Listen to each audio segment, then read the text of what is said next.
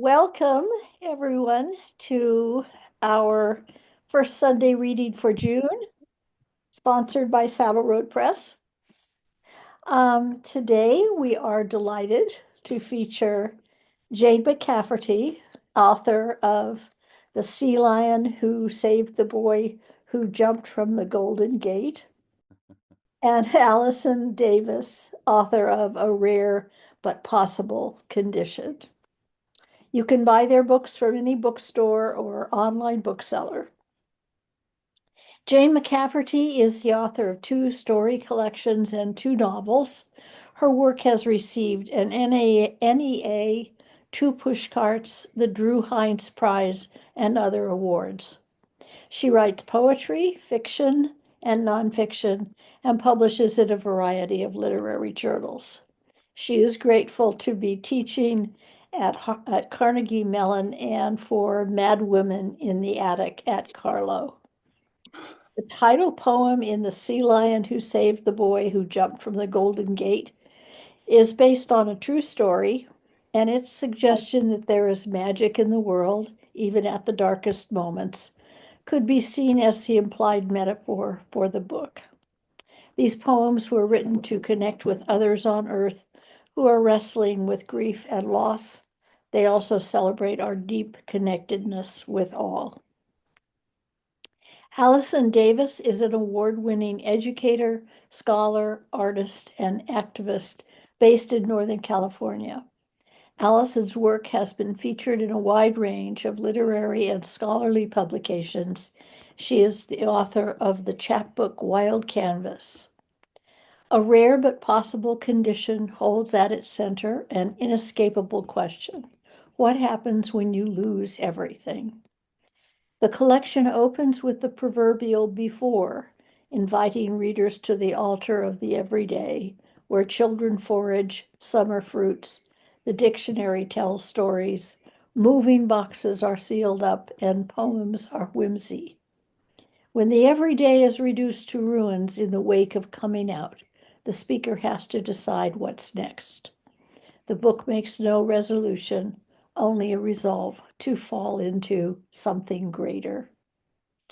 Jane and Alison, I turn the mic over to you. Thanks everyone for tuning in. Allison and I had a meeting with Ruth um, in which we could express our delight at how many connections we have and how many sort of shared interests and overlaps. And Allison came up with the idea that she would read a poem and then I would read a poem, or vice versa. We would alternate because she saw so many resonant themes in our work. So yeah, I have to say, I'm really blown away by Allison's book. I can't wait to use it as a teacher too. I feel like her work is really generous and so creative in terms of the angles she takes, and it it will um, it will go on inspiring me as writer and teacher for a long time. So thank you, Allison. Out walking. This has a epigraph from Jane Hirschfield. A chair in the snow is always sad. Out walking. A chair in the snow is always sad. But I saw one that was happy, Jane. It was so happy to be sitting there on the curb, it was almost laughing. The interior life of the green cushions burst in the night like golden blossoms. The snow came down like bullets, but the blossoms softly received what fell. Jane, the snow settled on the green arms like grandmother's lace. I know the people who put the chair out on the curb, sort of, or rather, I spy through their beautiful lit window when I'm out here alone. I know we all love lit windows in the houses of strangers, but why do they make us ache until we want to walk in the front door and become other people so we can take a seat at the stranger's table? Say, have you seen that chair out there? It's not sad. And enjoy the macaroni and cheese, the red wine, any talk that doesn't touch on the governing forces. I know two people who who think that this is their last earthly incarnation. They don't share my lust for the lives of strangers framed in lit windows. They're smarter, maybe, and just want into a realm without suffering. I guess in certain moods I feel the same, but tonight, falling in love with a stuffed green chair in the snow, looking into two lit windows where families gather in the blue light of television, I want to stay here forever until my spirit knows how to reside in 1,000 different bodies, 1,000 neighborhoods, 1,000,000 chairs waiting in the snow. Jane, yeah, thank you so much for starting us off. Um, I got to read Jane's book before we did this event together, and I just was laying like on a rug in the living room, like holding it up, like this book between me and the sky, and like being flooded with language and with image and even sensation. There were poems that made me cry. There were poems that made me, when you have a turn of phrase that you feel so seen by, and it literally catches your breath, and it does something to you when you read it. And as I was going through the book the first time, I just took it in like, eating a good meal. And then you like, oh, I need to go back to that restaurant. And and that's what it was like. So the second time coming through Jane's book, I started to see these bridges between our work. And some of them were shared sources of inspiration in other authors, like this one, Jane Hirschfield, and some of them were shared sources of inspiration in the trials that we've experienced in our lives, and also just in the playfulness, like the sheer joy of playing with language. So this first one that Jane read, Out Walking, has an epigraph by Jane Hirschfield, who is a poet that I really admire. And I also have a poem in this collection that is based on a Jane Hirschfield poem. And so I'm going to read that one to start with. And the poem that this is based on is called Like Others by Jane Hirschfield. It's a very short poem, and mine's just a bit longer. So this is called Thirst. I rushed through the Châtelet station with all the others, sped across the moving walkway in sync with the crowd. I saw a mother struggle with her bulky stroller, and a gray-bearded man in a jellaba clinging to the handrail as commuters shoved through, and I didn't slow down. I snaked my way toward the table with all the others. We always assumed there would be enough, if not more. I loaded my plate like everyone else. Roasted potatoes and fresh berries. I went for seconds, grilled asparagus and key lime pie. I ate more than my fill. I wrote a thank you note to the waiter on the back of the receipt, but the busboy cleared it along with enough leftovers to fill the bellies of many hungry men. I stood in line on the lip of the curb with all the others. When it started to rain, I opened my umbrella and asked my neighbor if she wanted to duck under with me. She smiled and said yes. We didn't speak beyond that moment. I watched a few others rehearse this delicate ritual. I watched many more undefended against the downpour. Aren't we all always of at least two hearts?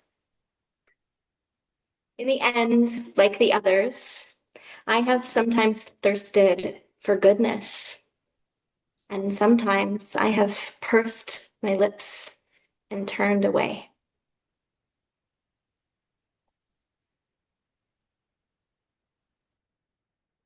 I love the turn that poem takes. Um, in the end, it's really a very surprising end. Um, I also love the way like you somehow made me feel like everything was a metaphor, like the busboy, writing a thank you note to the waiter on the back of the receipt, but the busboy clearing it. Like everything just seemed like a metaphor in that poem. Okay, so the next one you had us thinking about is a poem I wrote called Old Mary.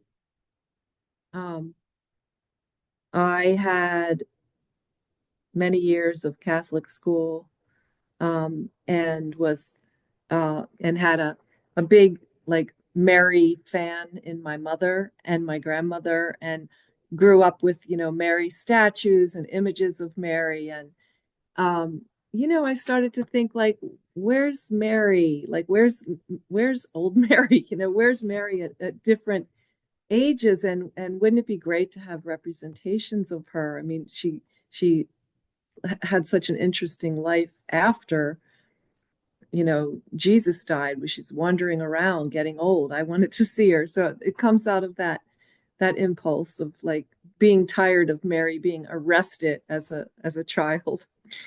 Old Mary. They always show her as the young saintly woman who said yes when God wanted to impregnate her via the angel, so as to tear open the heart of the world with light.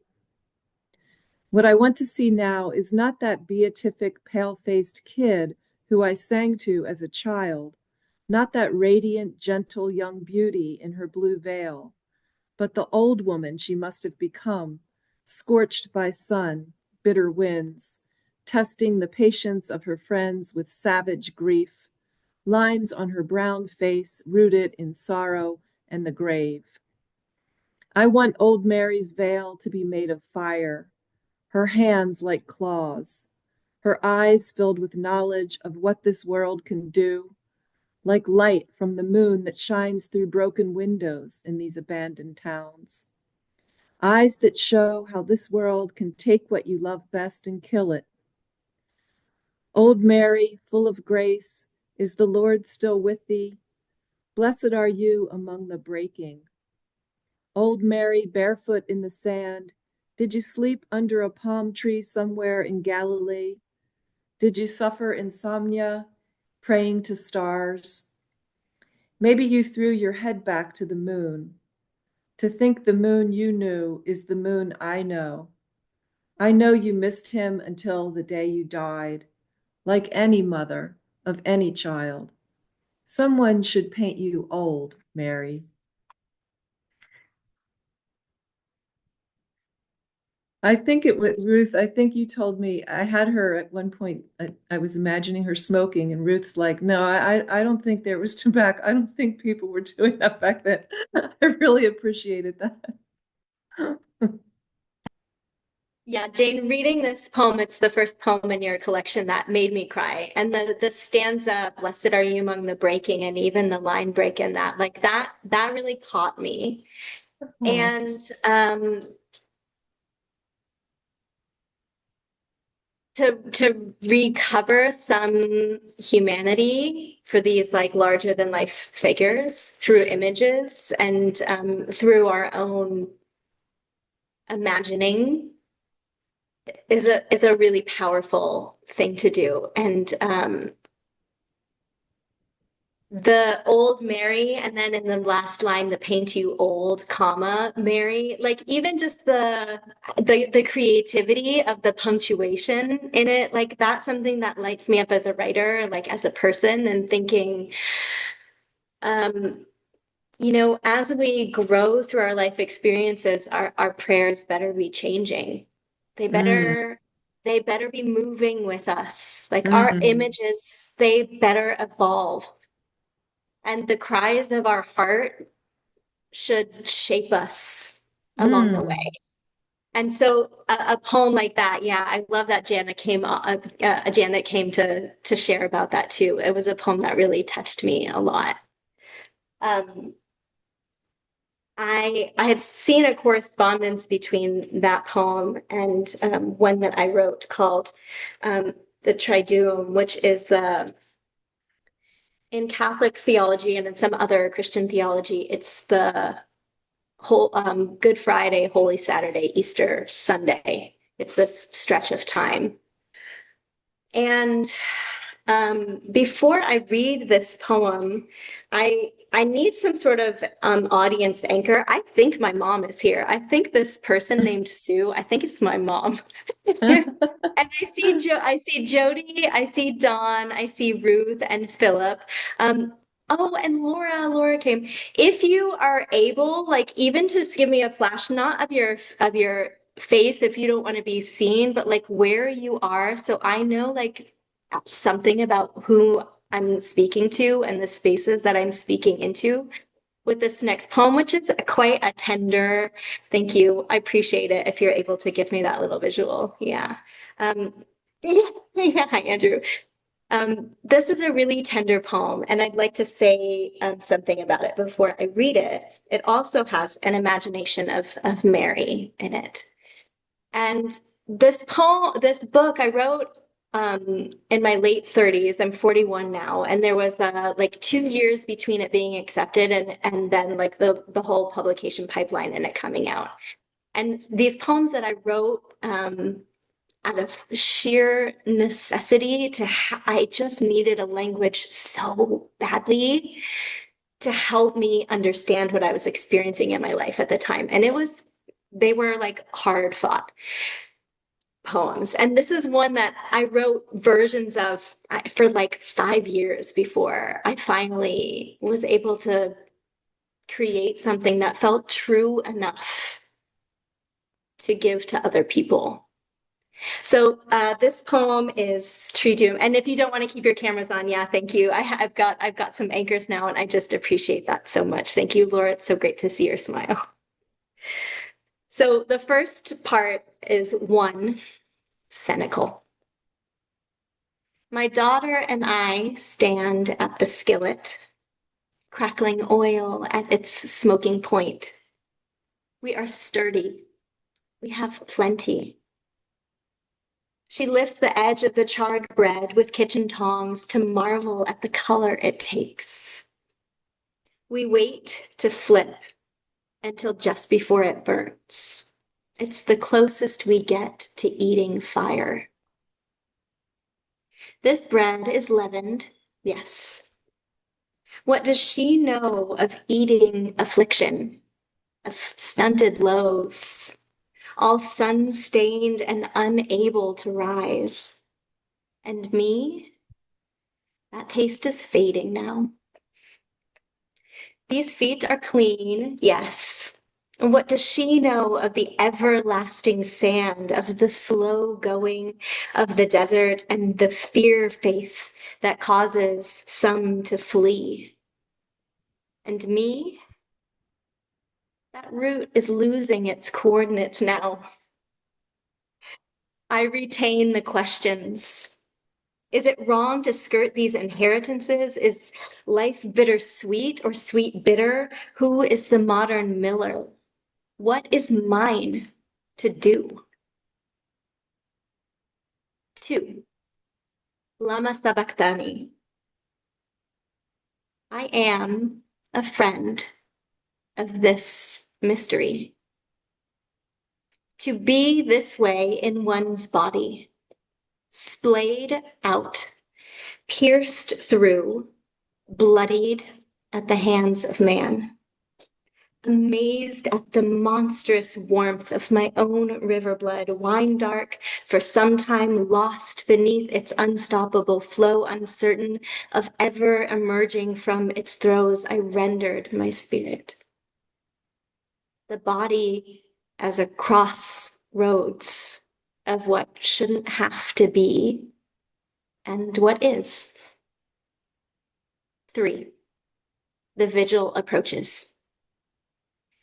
Who can say to the shrieking one, I am not rattled by your pain. I am not afraid of the lacerations. I am not too weary to listen, listen, listen, wait, listen. We can keep the night watch at the hillside. We can bear the wilderness. We can limp together away from here. Did anyone remain at the place of the skull, at the tomb? Even the mother went home to small comforts, to privately reckon with the truth of what she saw, of what she sees, without knowing what would come of it. Fear and doubt are not yet cast into the sea. The mother freshens the linens. Even so, someone must fill the amphora. Come, the oil is still waiting to be of use. All of creation is waiting, is wanting to heal. There is great need of anointing. There is no other future.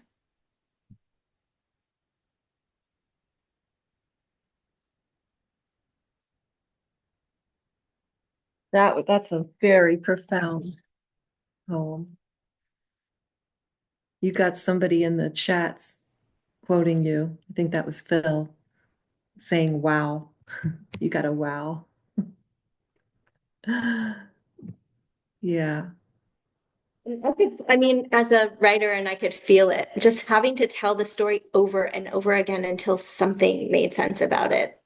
Because this poem was crap for years before before it decided to be born.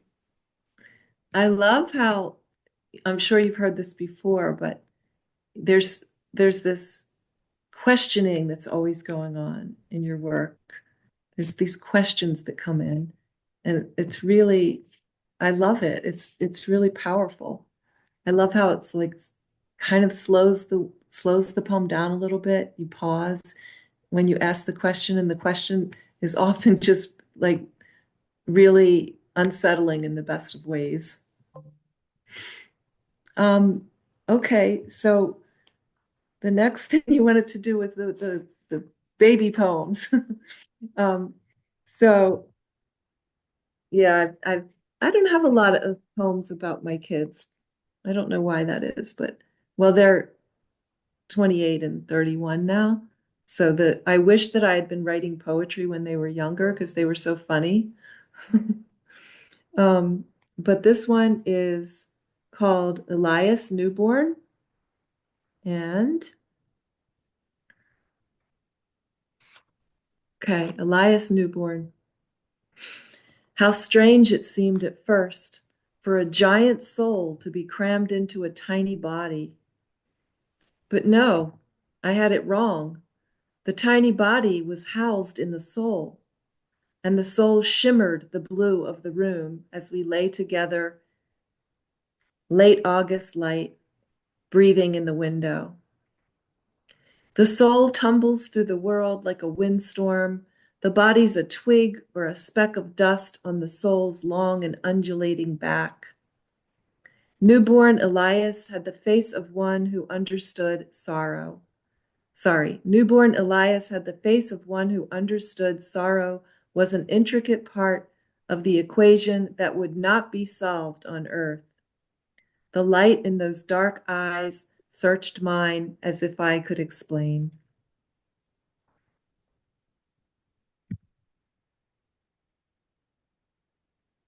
Now you're going to read When You Were Born, which is like an ecstatic poem that I wish I had written. So go for it. Yeah.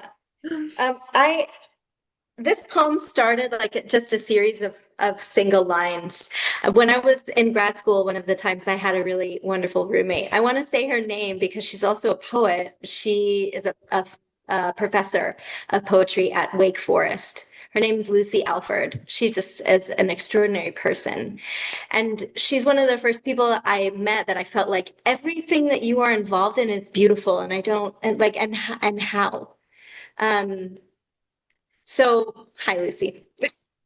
Um, one year for my birthday, she wrote in dry erase marker on the mirror in the bathroom that we shared. When you were born, there was a dove-colored sky. And so for a few years back and forth on each other's birthdays, we would do these kind of one-liners. And then over time, I realized I wasn't just playing, I was really trying to understand something about the mystery that is birth and like where were we before and then how did we get here? And that's how this poem came to be. And so here it is. And I should say that Ruth actually, as an editor, helped me a lot with this one because it didn't need all of the repetition and it's sort of laid out on the page differently. And I really love what this poem became in partnership with a great editor. Okay, so here it goes. This poem is called When You Were Born. When you were born, symphonies started playing even though the conductors never showed. The broken vase jumped back onto the table to hold the daisies in place. All the teleprompters stopped working, and so the fools went silent. When you were born, the table was set for the feast, and Coyote was the guest of honor. Wild salmon heard the first people dancing and leapt out of the water. The healers opened their palms to the heavens. Oh, here's one of my little beings that I borned. She asks me sometimes, how did I get born? Well, my dear, when you were born, the map scattered its perfectly plotted points into the sky, a new constellation, your name. Something mysterious happened on the dune when no one was looking. The cracks in the arroyo connected to spell out the heart of every sacred scripture. When you were born, salt shakers and teapots and ice boxes replenished themselves. The yellow lines on the road disappeared. The traffic lights all turned blue. And the speed limit signs read only yes. Those who had never before been able to say amen finally did. When you were born, you knew why.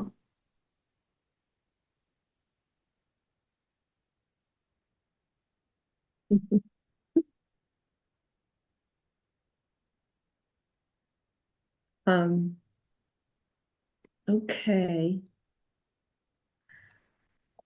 Next is a poem. We're going from ecstatic birth experience, world-changing birth experience, to a couple poems about grief. And my poem is called Grief is a Tide That's Going Out.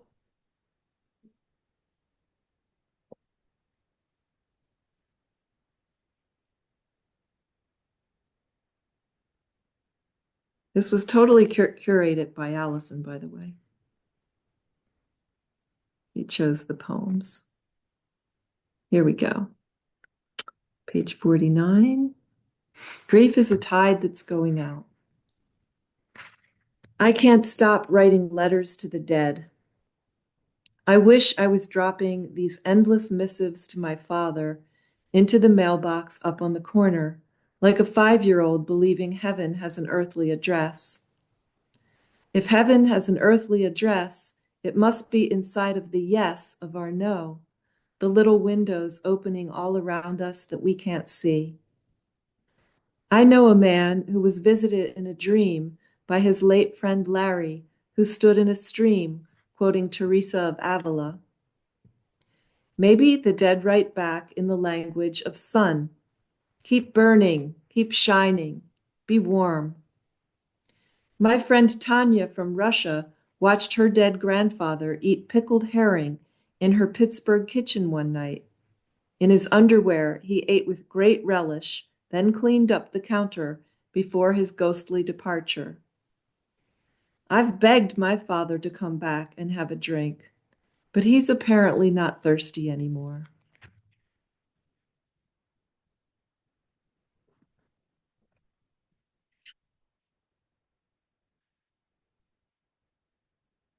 As I'm hearing that now, Jane, in your voice, I'm thinking of a Denise Levertov poem where she says, "I believe and interrupt my belief with doubt, and then I believe again."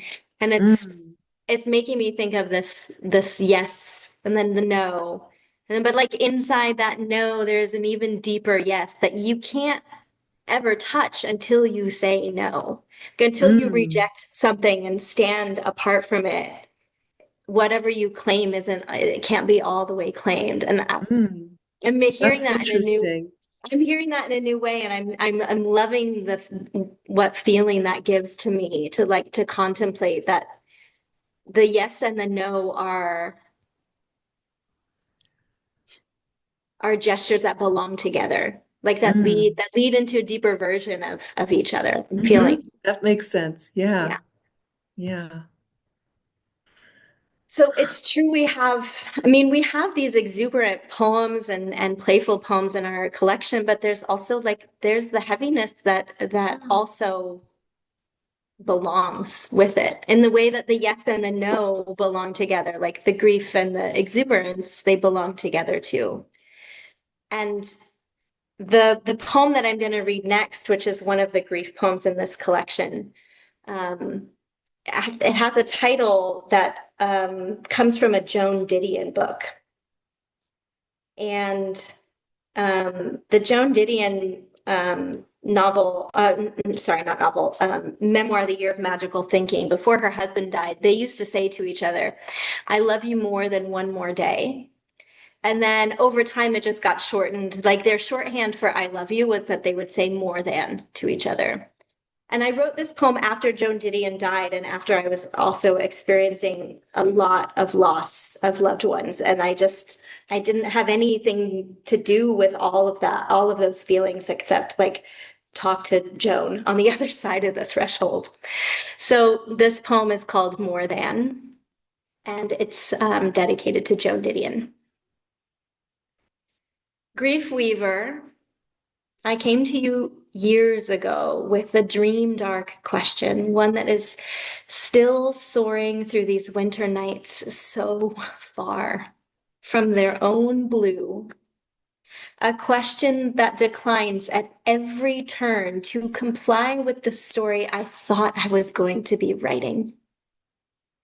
A question like the Santa Ana building pressure off the coast, ready to incinerate what we are trying to call home. A stretch of beach, an open air kitchen, a body. If I had seen that it would end, what would I have done differently? Grief teller, I listened to what you said about life changing in an instant, which you turned into an accursed incantation with those haunting italics. What was there left to do but live like them, askew, walking at a slant, the way they did across the page? I am willing to limp. The drafts piled up on the edge of my desk, and I sat at the table of my hollow bones, alone. Your deconstructed and reconstructed and unconstructible chronologies are excruciatingly accessible, which means I must light the tapers, put on my apron, and prepare a meal for one. The craziness is receding, but no clarity is taking its place.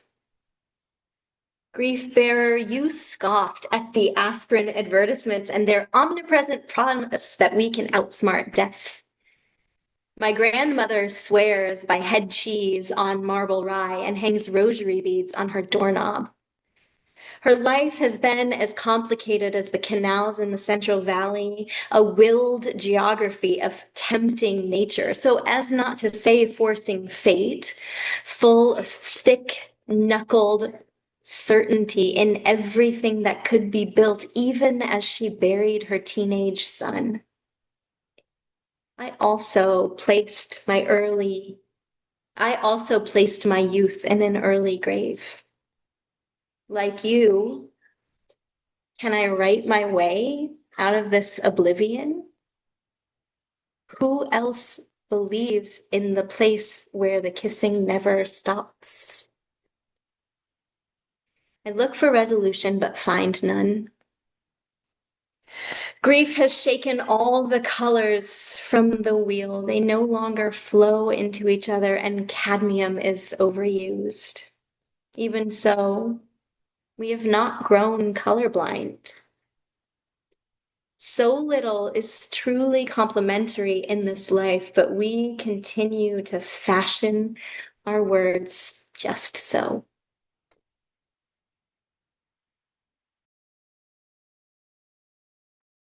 You can hear a And lot yes, of the Andrew is here, and he's the one who introduced me to Joan Didion. So thanks, Andrew. yeah, he wrote in the chat that this is one of his favorites. Um, you can hear all the great questions, right? All the great questions that run through this poem. My favorite being if if I had seen that it could end, what would I have done differently? Um, I think that's such a profound question, and I think that we we don't really believe that it could end. Like part of us doesn't really believe that until it does. There's always And that's a part that's holding out on like, well, maybe it doesn't have to end. and But that's right from her memoir. So there's three like italicized lines in the poem that I've taken from the Year of Magical Thinking and sort yeah, of the well poems chosen. in dialogue. Yeah. What about the line, I can something like write myself out of the oblivion? Yeah, that's me. That's great. Mhm. Wow. Wouldn't that be I'm great? always like, I'm always on about some kind of oblivion. It's a little dramatic, but this is what I do. Yeah, but writing ourselves out of the oblivion is Yeah. there's a challenge.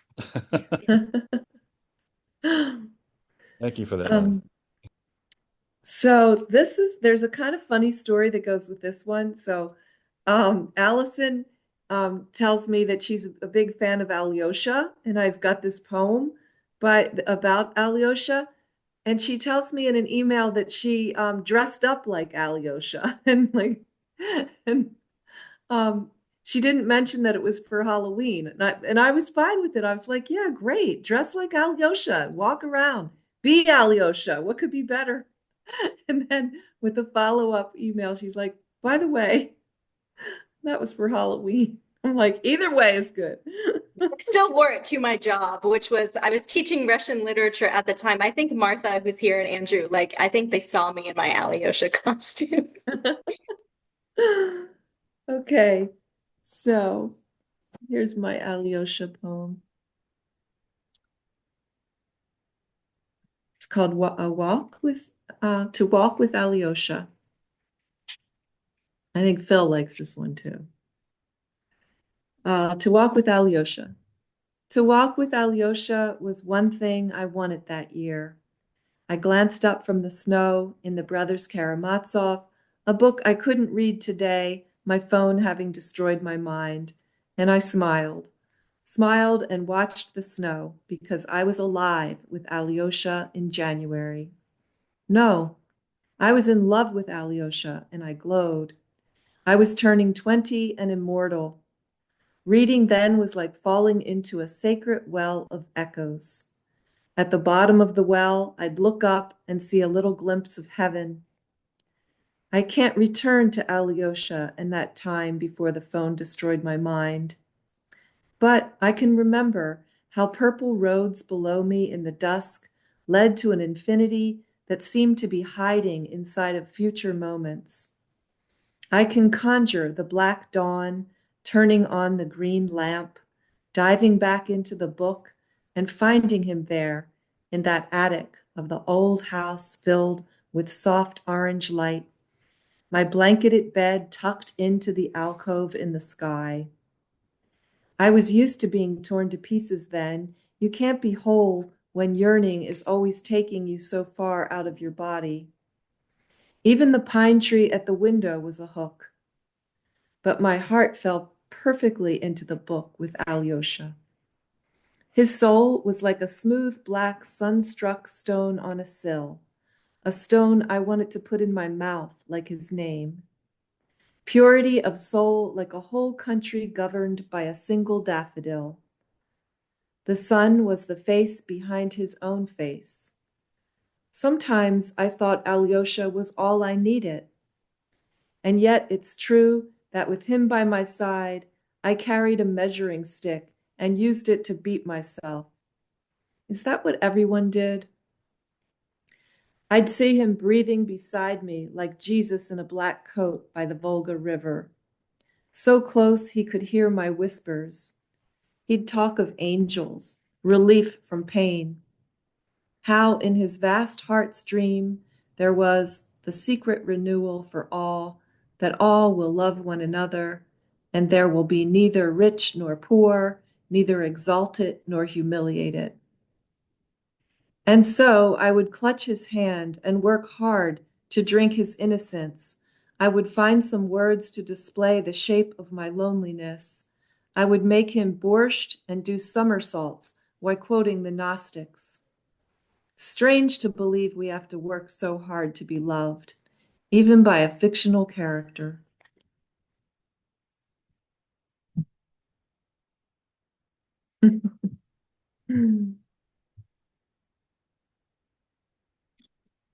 Yeah, this line that Robin just put in the chat too is the one that really caught me, that we have to work so hard and harder to be loved, like even in our own imagination.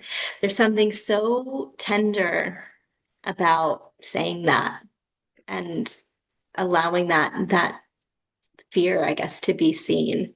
As I'm listening to you read it out loud, and I feel like I can share it here because there are some people who share this experience with me, and I wouldn't necessarily say it in a different space, but it feels like it belongs because I'm about to read a poem that has Alyosha in it also.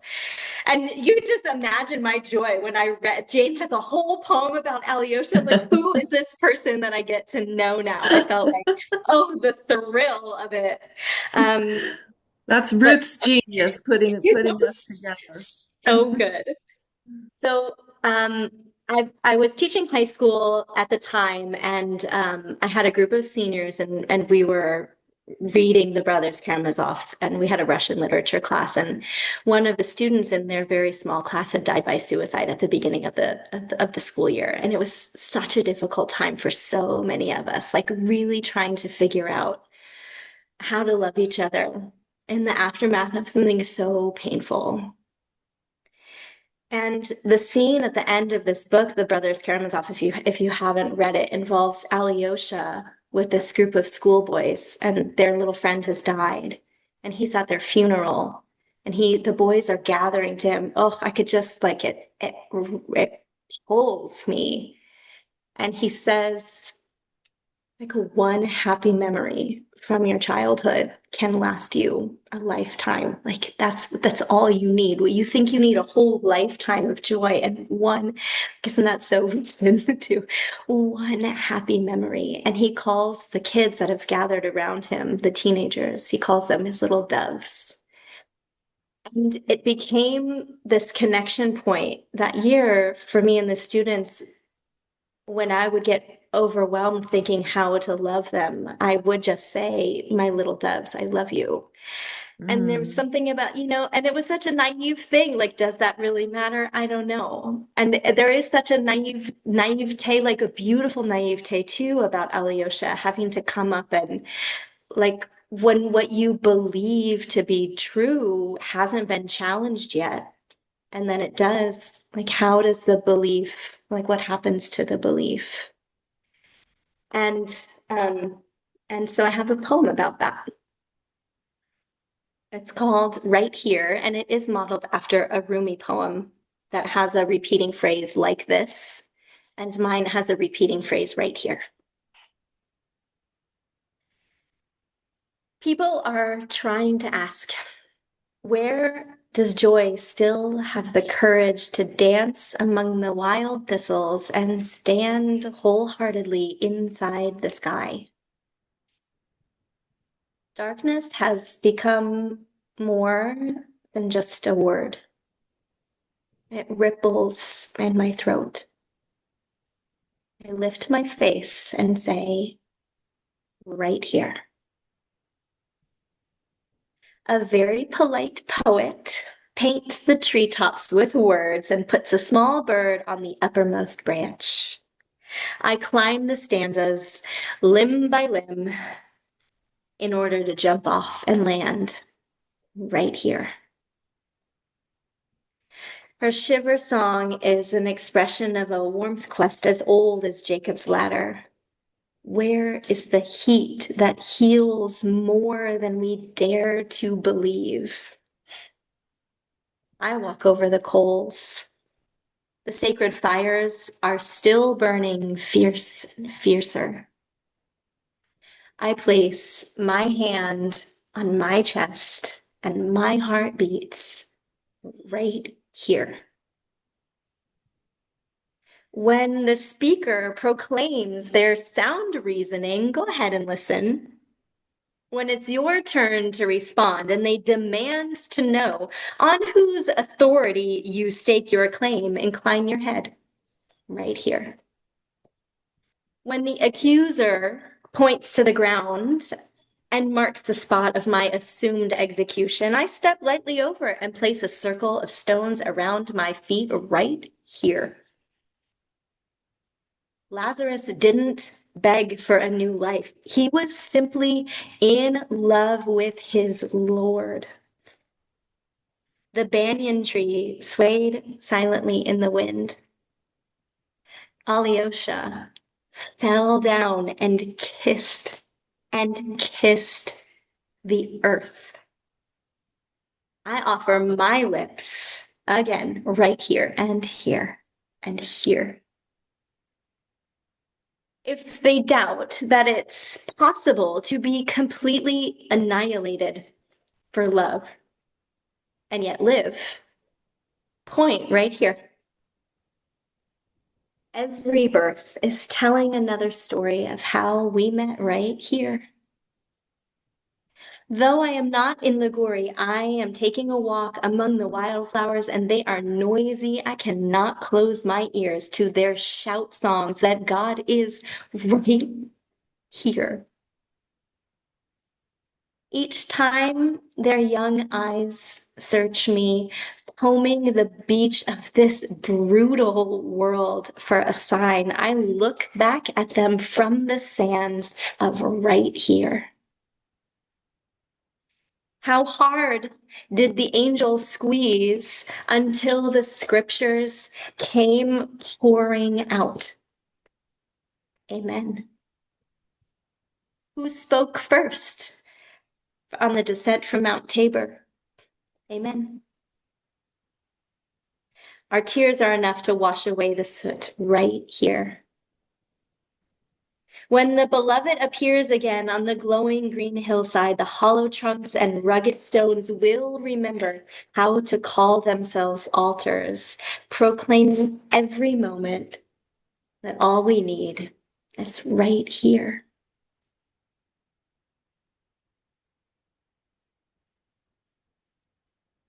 The perfect mantra for us all. Right here.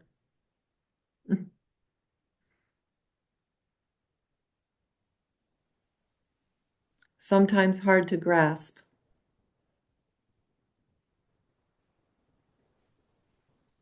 Until I believe it. That's the trick of that poem, by the way. So you don't meet me in real life someday and be like, how dare you write that poem? That's not what you're doing, but I am trying. I really am. It's the key, right? The key to peace right here. How are we doing with time? Janet just is typing in the chat, trying is the only thing we have. That's beautiful. Jane, I think we do have time for you to do you speak? So I wrote this, do you speak Hafez? I wrote this the first time Trump got in, and I was asked by the editor of the Post-Gazette, can you write a poem, like an occasional poem? Not that they wanted me to praise Trump, but they wanted me to like talk about that moment that we were in when we were, hopefully I'm not offending anybody online here, but we were all in a bit of shock. So I wrote this, and now it seems it's not in any literal way about that. It's just a, psychological. Do you speak Hafez? It was the year we conceded we'd be in recovery for the rest of our lives. We dressed like twins in coats of quivering blackbirds. Their furious heartbeats warmed our skin. We thought this might be enough. The poet Hafez whispered in your ear, It is not possible to complete yourself without sorrow. Later, one by one, the birds took off with pieces of our faith in their beaks. You could see the bare patches of our flesh like islands. Then they were all gone, and the sky was their new home. So many birds above us, singing as we walked, naked, subsumed by fear. And Hafez whispered in my ear, "All your problems can be solved. Just untie the sun that somehow got leashed on a pole inside you." "Do you speak Hafez?" you said. And I, who took Hafez to bed at night, said, "Yes, I speak Hafez. I try to speak Hafez." And you said, "Long live Hafez, whose heart is always dying to get close to the mercy. May we pass it on to the imprisoned. May we pass it on and on when darkness comes." So I sat down with your book and I screenshotted the epigraph, the Frank O'Hara, and I sent it to Andrew, who's here on the call. And then I screenshotted that poem too. And I'm like, I'm just going to memorize all of this, aren't I? I'm just going to go page by page. Oh my gosh. Yeah, I felt like I can't, we are really meant to be reading and conversation with each other.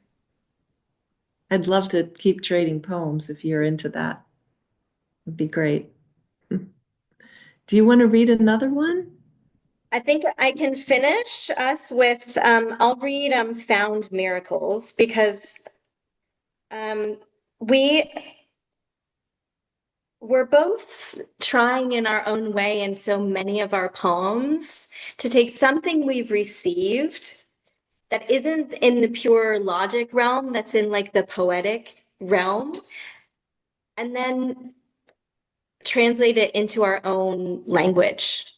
So you've just done it in this poem with Hafez, and I'm doing it in this poem with Thich Nhat Hanh.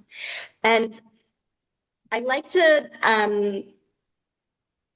I like to do found poems because if people don't believe that they're a poet, they definitely are. So this is a found poem, and if you don't know that genre, it's basically like lifting words from a source and recombining them to make something that wasn't there before. And I really believe that, like as a writer and a teacher and a human being, that if we can resensitize ourselves to language, like we can really do a lot. And I'm a person who teaches teenagers like to read books and poetry and all kinds of things.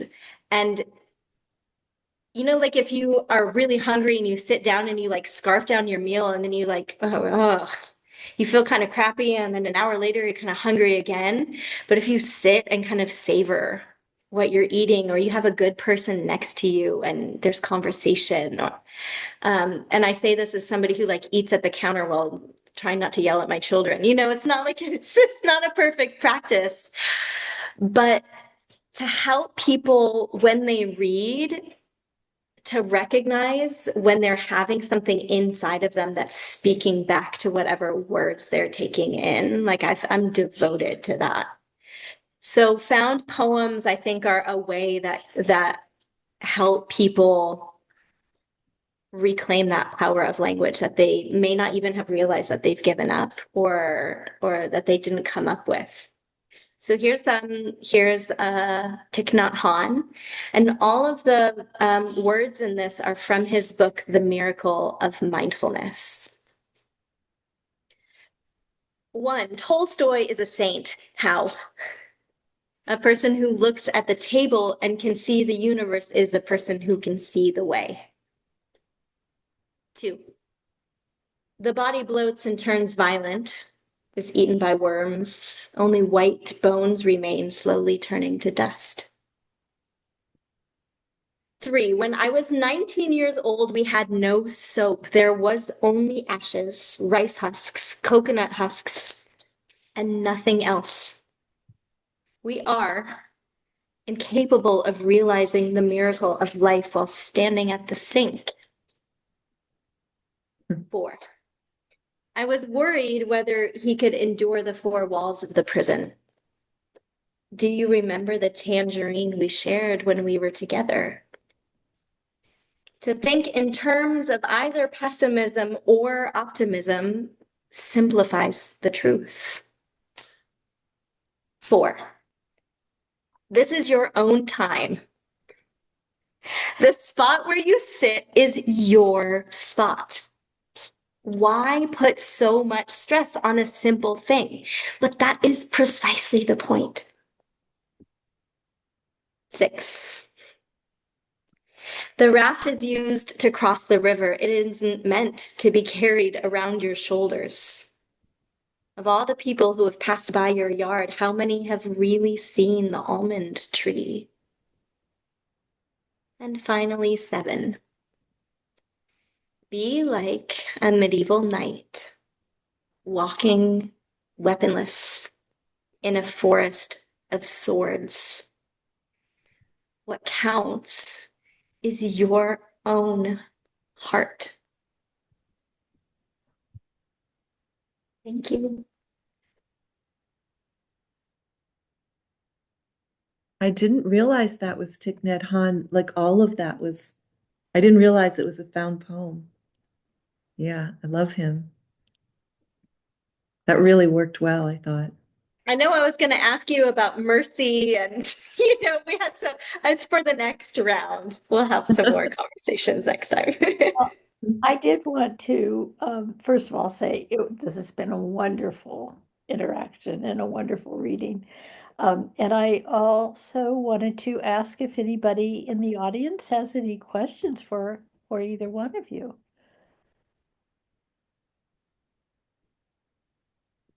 No? My kids are here. Got any questions, kids? I wanted to ask this, it was absolutely beautiful. I had not heard of the term found poem before. Could you say a little bit more about that and the process of creating one, please? Sure. So a found poem can be with any text. I think Marge Piercy has a really great one where she reads catalogs that are selling fishing equipment and stuff. I'll put her name in the chat. She just is a really bold and incredible writer. So Marge Piercy. So I use found poems just by offering people, I've used it with my students, and I just offer them pick a book and write down all the words that spark for you when you read it, and then recombine them however you want. And some students will really run with that, and sometimes I will really run with that. And days when I know I need to be writing, and pardon my French, and I feel like everything I have to say is just shit, then then this is what I'll do. It's it's a devotion to craft that transcends my own available limitations, what I can do. Well, thank you both so much. This has just been beautiful. And let's see, we will have the video for, if you want to pass the word to those who didn't make it. We should have the video up on our YouTube channel probably by next week. And yeah, thank you all for coming. Thank you, Ruth. Thank you, Dawn. Thank you for Thank you. all the labor that goes into these books. We really Thanks, appreciate everyone. it. It's a real privilege to Beautiful. hear it. Yeah. Okay, bye-bye.